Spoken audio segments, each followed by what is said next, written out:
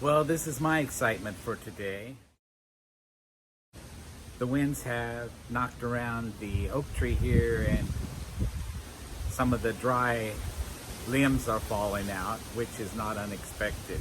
Here this afternoon, it's mostly a hot, sunny day, but there are some appearances of the outer bands of the hurricane when it clouds over, and we get some fairly strong gusts of wind.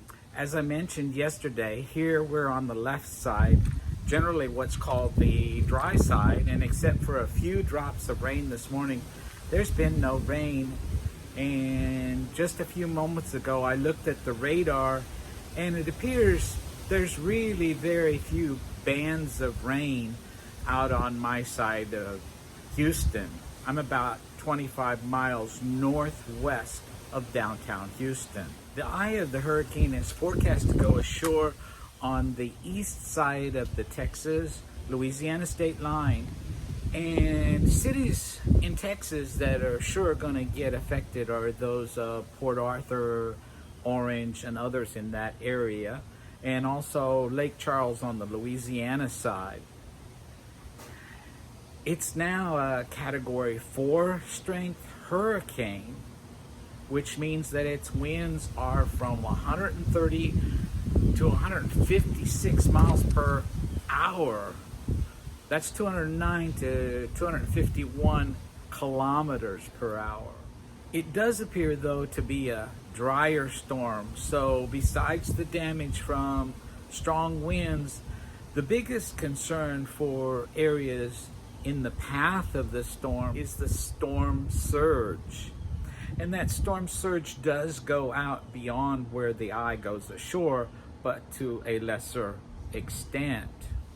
They're now predicting about a 20-foot storm surge right there in the areas of Lake Charles near the state line. And although Galveston, the popular tourist destination to the southeast, about an hour's drive from Houston, did have a mandatory evacuation, officials there are now predicting that the storm surge is not going over the seawall that protects the city. That seawall was built after the 1900 hurricane, which really devastated the city when the storm surge basically covered the entire island of Galveston.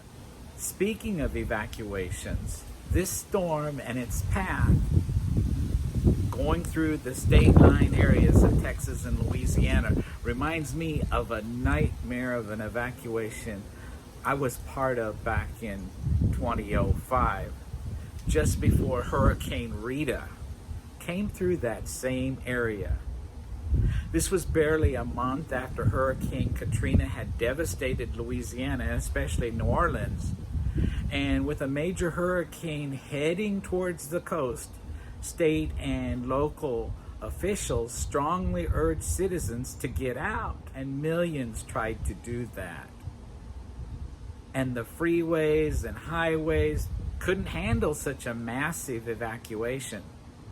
The roads were overwhelmed. Cars got stalled along the way because they were out of gas, because they just weren't moving, and people were running their air conditioners in their cars because it was so hot.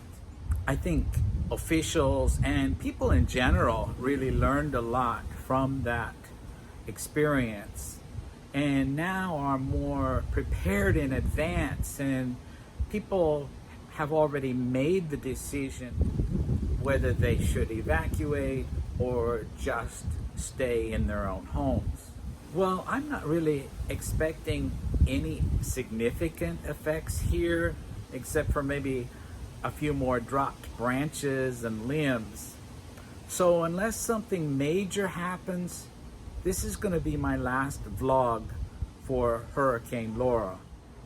I'm most concerned about what's happening to the people over there in the state line areas, and I'll be checking what's happening on TV and on the weather sites online, and I suggest that you do the same thing to find out what's happening where there's really more action going on.